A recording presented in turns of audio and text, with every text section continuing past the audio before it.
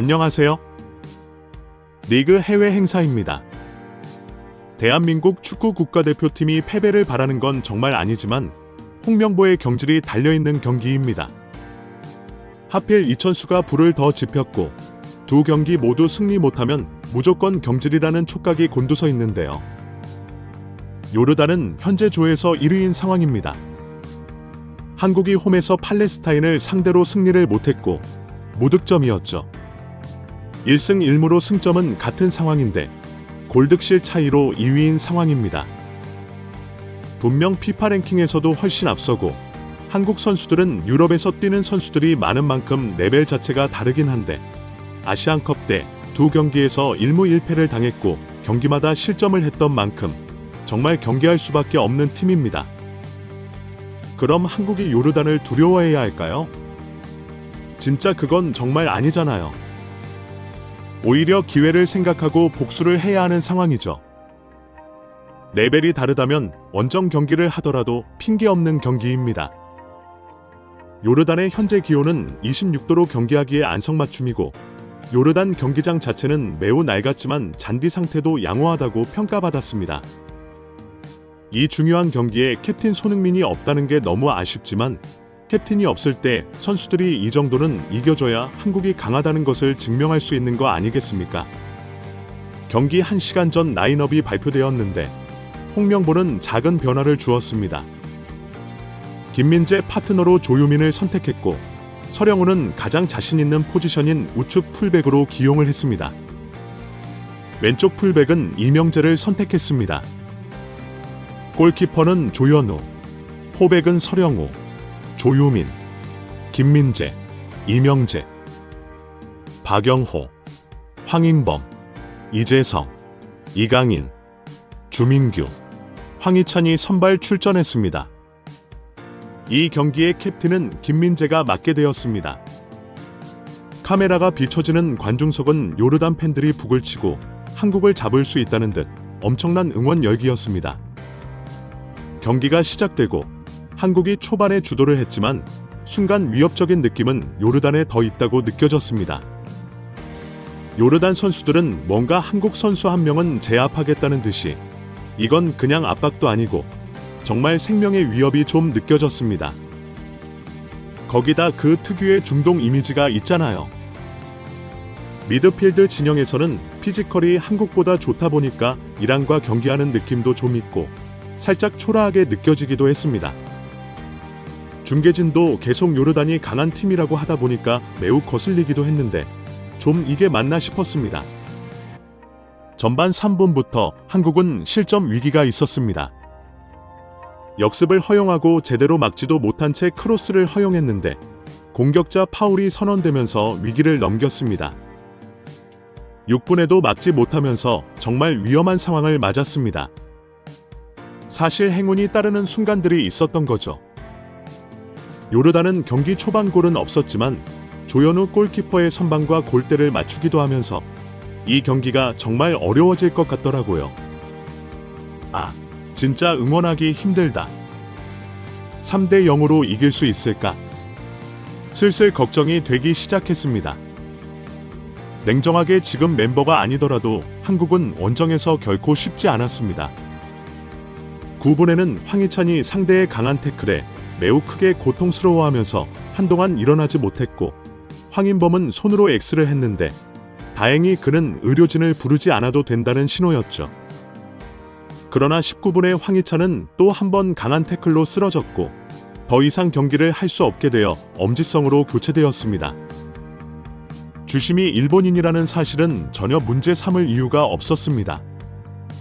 시간이 흐를수록 한국은 좀 더 안정적인 경기를 펼쳤습니다. 선수들의 간격이 촘촘해지면서 조직력이 갖춰지고 있다는 느낌이 들었습니다. 김민재도 미노타우루스처럼 안정적인 센터백 역할을 충실히 해냈습니다. 경기는 계속 70% 이상의 점유율을 보였지만 왜 재미가 없을까? 아마도 템포 때문인 것 같은데 개인적으로 한국 축구가 좀 10년 전으로 돌아간 느낌이 들더라고요. 아니면 요르단이 정말 강하다고 봐야 할까요? 한국은 이제 선제골을 터뜨렸습니다. 오른쪽 공격 진영에서 서령우가 상대 수비를 제치면서 왼발 크로스가 제대로 들어갔고 이재성이 헤딩슛을 성공시키며 1대 0이 되었습니다. 골을 넣는 과정이 정말 좋았죠. 이렇게 되면 요르단은 더 달려들려고 할 텐데 솔직히 한 골 넣으면서도 마음이 불안해졌습니다. 황희찬뿐만 아니라 누구라도 또 다칠 것 같은 걱정이 생기더라고요. 설마 이강인이 쓰러지게 되면 진짜 어떻게 합니까?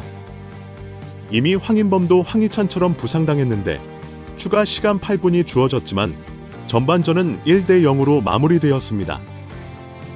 슈팅은 총 5개였습니다. 왜 이기고 있는데도 감흥이 없는지 참 묘했습니다. 후반에는 요르단이 더 강하게 들어오겠지. 후반이 시작되고 한국의 기회가 왔는데 이번엔 교체로 들어온 엄지성이 쓰러졌고 교체가 돼버렸습니다. 부상이었던 거죠. 홍명보는 선수 교체를 곧바로 했는데 배준호를 투입하고 오영규까지 투입했습니다. 배준호는 꼭 국가대표에 포함되길 바랐던 선수이기도 했죠. 배준호와 이강인이 함께 있을 때 한국의 경기력이 더 볼만할 것 같았거든요. 실제로 55분 이후에 한국의 공격 패스 퀄리티가 달라졌습니다. 오프사이드가 몇 번 있었지만 기회를 만들기도 했죠. 그런데 이놈의 요르단은 왜 이렇게 발을 밟는 거요? 67분 한국의 추가골이 터집니다. 배준호가 드리블을 하고 오영규에게 내줬는데 형규가 진짜 빠른 몸놀림과 함께 갑자기 강력한 슈팅을 쏴버리더니 그대로 골이 되어버렸습니다. 제 눈에는 진짜 원더골입니다.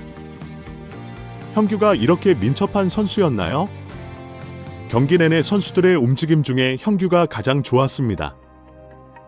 주민규는 그냥 정말 어르신 같네요. 주민규에게도 장점이 있지만 형규의 운동 능력이 훨씬 진짜 압도적이었습니다. 이강인이 좀 쉬어도 좋을 텐데 홍명보는 그대로 진행을 시켰습니다. 한편으로는 홍현석, 배준호, 이강인, 오영규 등 젊은 공격수들의 플레이가 흥미로워서 계속 보고 싶어졌죠. 왼쪽에 배준호 플레이, 오른쪽에 이강인 플레이, 진짜 보는 맛이 달라졌습니다. 요르단은 한국을 도저히 뚫지 못하면서 슈팅은 있었지만 큰 위기는 없었습니다. 점유율은 계속 75% 정도였죠. 이제 딱 한 골만 더 넣어주면 원하는 대로 되는 건데 갑자기 아시안컵 4강전이 생각나더라고요.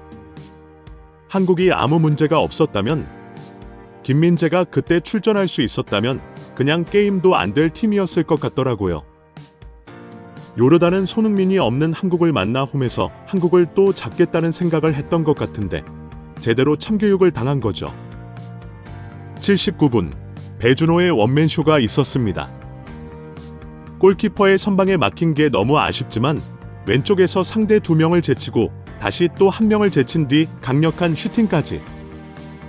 이강인이 긴장해야겠네요.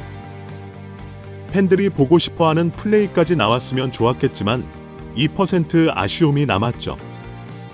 아직 경기가 10분 남은 만큼 배준호나 이강인 둘 중 한 명이 딱 한 골만 더 넣어서 3대 0 승리로 마무리하길 바랐습니다. 진짜 홍명보가 설마 본인 때문에 승리했다고 하진 않겠지. 수비 라인은 평점이 굉장히 좋은 상황이었습니다. 역시나 김민재가 있는 한국 수비는 든든하더라고요. 조유민도 큰 실수가 없었습니다. 90분 홍명보는 이강인을 교체해줬고 추가 시간 7분이 남았지만 경기는 그대로 마무리되면서 2대 0 승리로 만족해야 했습니다. 이제 조 1위가 됐는데 다음 이라크전에는 진짜 처음부터 이렇게 젊은 선수들로만 구성해서 출전시키는 것도 고려했으면 좋겠습니다. 대한민국 파이팅! 이상 흰수염 거래였습니다. 감사합니다.